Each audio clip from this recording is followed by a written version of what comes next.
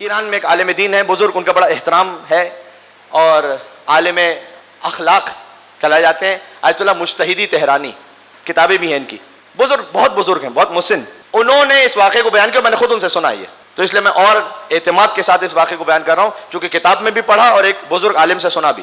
اور وہ یہ کہ انہوں نے یہ کہا کہ حبیب ابن مظاہر کو خواب میں دیکھا تھا کسی نے، اور خواب میں دیکھنے کی وجہ سے انہوں نے سوال کیا حبیب ابن مظاہر سے، ذرا غور کیجیے گا کہ اے حبیب آپ کس مقام پر ہیں؟ فرمایا کہ میں جنت میں بہت اچھے مقام پر ہوں، حسین کے ساتھ جس نے قربانی دی ہے تو اس کا مقام پھر کیا ہوگا؟ کہ کوئی تمنا آپ کے دل میں رہ گئی ہے؟ شہید کربلا سے سوال ہو رہا، آپ کے دل میں کوئی تمنا رہ گئی ہے؟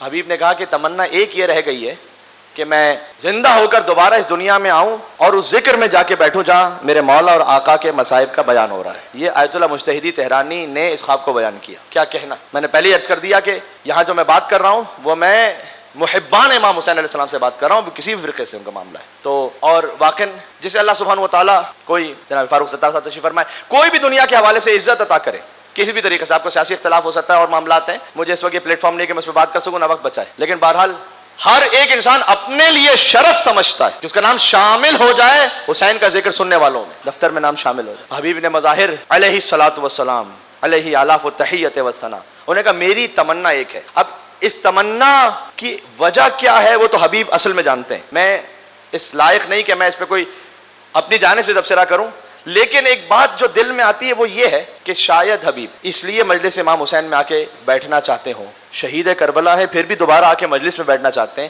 شاید اس کی وجہ یہ ہو کہ چونکہ حبیب جانتے ہیں کہ جہاں امام حسین کا ذکر ہو تو وہاں حسین کی ماں فاطمہ الزہرا تشریف لاتی، میں اس فرش پر آ کر شریک ہو جاؤں جہاں مادر حسین موجود ہے. شاید حبیب کے دل میں یہ خیال ہے.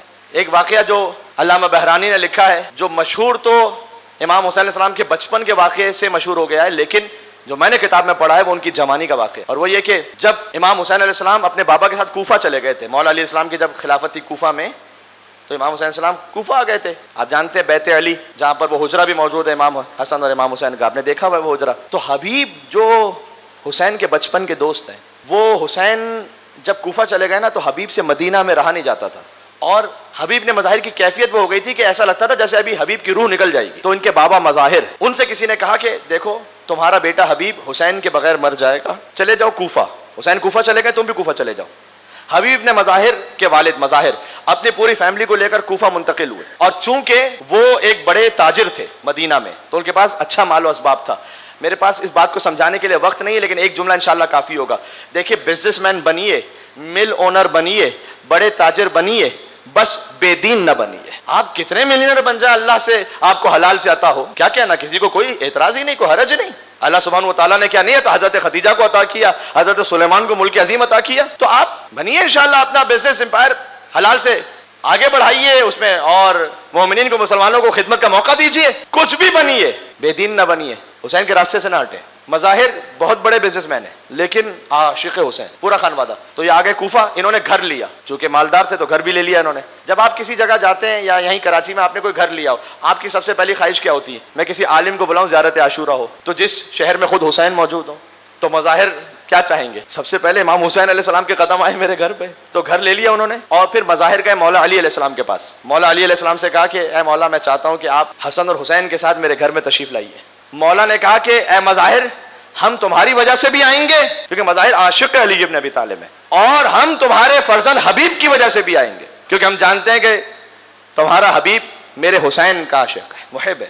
اب حبیب ابن مظاہر، ان کے تو دل کی کیفیت کا اندازہ لگانا ہی ناممکن ہے. ارے حسین میرے گھر پر آ رہے ہیں. تو جب آنے کا وقت تھا تو وہ حبیب گھر کی چھت پہ کھڑے ہو گئے کہ جیسے دور سے گلی میں میرے مولا حسین داخل ہوں گے تو میں دور سے دیکھوں اپنے آقا حسین کو اور سلام کروں، السلام علیکم یا ابا عبداللہ.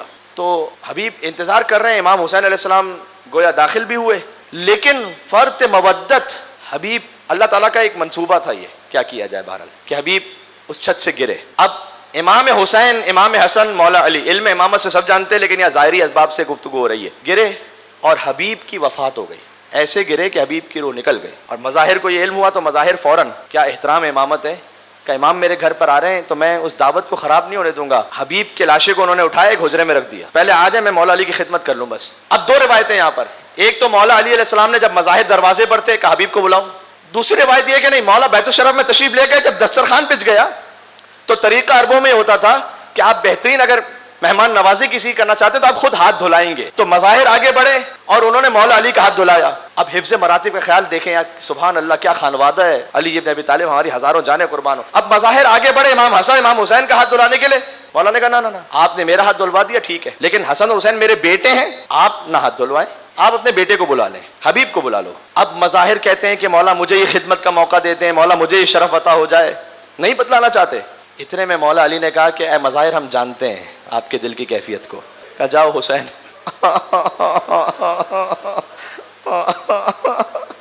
جاؤ حسین۔ امام حسین علیہ السلام اس حجرے میں گئے کہ جہاں حبیب ابن مظاہر وفات پا چکے ہیں اور وہ حبیب کا لاشا ہے۔ 2 مرتبہ ایسا ہوا ہے کہ حسین نے حبیب کا سر اپنی گود میں لیا ہے، ایک مظاہر کے گھر میں، ایک مقتل کربلا میں۔ کہا اے حبیب میں حسین امام تمہیں حکم دے رہا ہوں، کھڑے ہو جاؤ ابھی۔ کیا بعید ہے، کیا بعید ہے، ایسے تو علماء کے کتنے واقعات ہیں کہ انہوں نے کہا اور کسی میں روح واپس آ جائے۔ یہ تو حسین منی والا من حسین، نفس رسول ہے، بس حسین کا یہ کہنا تھا، حبیب نے آ کے کھولی، حکم امام سے اٹھے۔ آج آپ کربلا جائیں، جاتے ہوئے پہلے حبیب کی زری آئے گی، واپس نکلیں پھر ودا پر حبیب کی زری آئے گی۔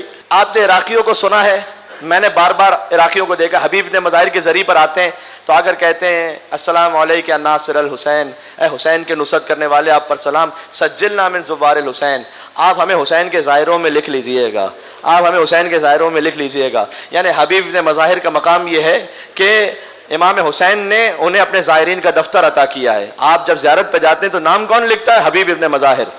اسی لیے عراقیوں میں دستور ہے کہ اگر کوئی کہتا نا کہ مولا سے کہنا کہ مجھے زیارت کے لیے بلائیں، عراق میں دور دراز سے لوگ مثال کے طور پر یہ ہے کہ مجھے زیارت نصیب ہو جائے پھر سے مجھے مولا واپس بلا لیں، تو وہ آتے ہیں حبیب ابن مظاہر کی ذریعے پر یہ دعا کرتے ہیں کہ حبیب وہ ایک زائر ہے کہ جو آنا چاہتا ہے۔ حسین نے خط لکھا من الحسین ابن علی ابن ابی طالب الی رجل فقی حبیب ابن مظاہر، خط کا متن موجود ہے تاریخ میں، اور امام نے فرمایا کہ اے حبیب ہم دشمنوں کے درمیان ہیں، انت ذو غیرت و شیمت، اے حبیب میں جانتا ہوں تم بہت غیرت مند ہو۔ مجھے نہیں معلوم امام حسین علیہ السلام نے جملہ کیوں کہا، بس یہ کہنا چاہتے تھے حبیب ویسے تو میں تمہیں زحمت نہ دیتا لیکن میرے ساتھ فاطمہ کی بیٹیاں موجود ہیں، تو حبیب فلا تبخل علینا بنفسک، دیکھو ہماری مدد کرنے میں کوئی بخل نہ کرنا حبیب، یجازی کا رسول اللہ صلی اللہ علیہ وآلہ وسلم، میرے نانا رسول اللہ تمہیں قیامت میں اجر عطا فرمائیں گے۔ یہ خط کا متن موجود ہے۔